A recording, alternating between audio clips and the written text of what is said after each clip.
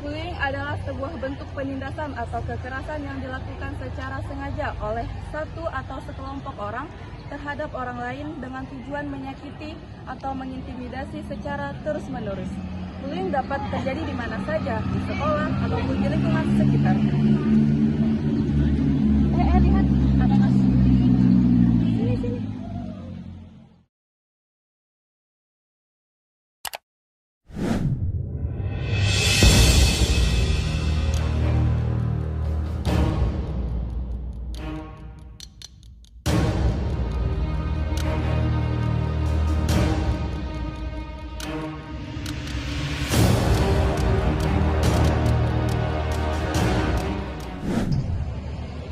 Ini termasuk jenis bullying fisik. Ada juga jenis bullying lainnya, seperti bullying verbal menggunakan kata-kata untuk menyakiti, contohnya mengejek, menghina, memanggil dengan julukan kasar, dan mengancam.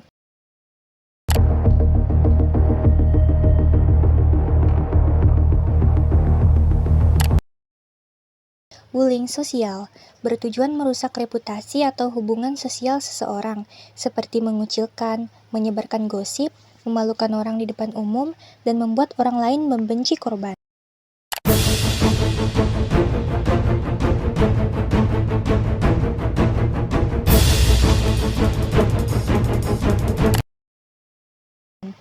Cyberbullying terjadi melalui media digital atau internet dan media sosial. Contohnya, mengirim pesan atau komentar kasar, menyebarkan foto atau video yang memalukan, menggunakan akun palsu untuk menghina dan mengancam melalui pesan online.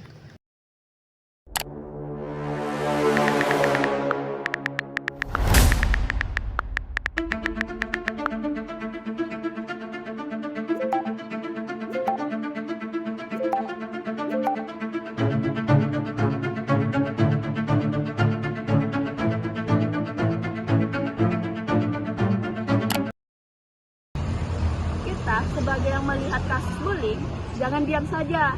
Kita harus bertindak. Kita harus segera membantu korban dengan mengajaknya ngobrol, temani dia, atau buat korban merasa bahwa dia tidak sendirian. Dan kita harus memberitahu pelaku untuk menghentikan tindakannya. Jika tidak bisa, cari teman atau ceritakan kejadian kepada guru, wali kelas, konselor sekolah, atau orang dewasa yang dipercaya. Jangan takut dianggap mengadu. Ini soal menyelamatkan orang lain. Bagi korban dan pelaku apa yang seharusnya mereka lakukan setelah kasus bullying ini? Korban bullying yang harus mereka lakukan adalah 1. Jangan diam. Jangan menyalahkan diri sendiri. Jangan rendah diri. Karena semua orang punya kelebihan dan mereka berhak merasa aman serta dihormati. 2. Melapor kepada orang dewasa yang dipercaya, seperti orang tua dan guru. 3. Hindari tempat atau situasi yang memungkinkan pelaku menyerang lagi. Tetap bersama teman saat di sekolah agar tidak sendirian. 4.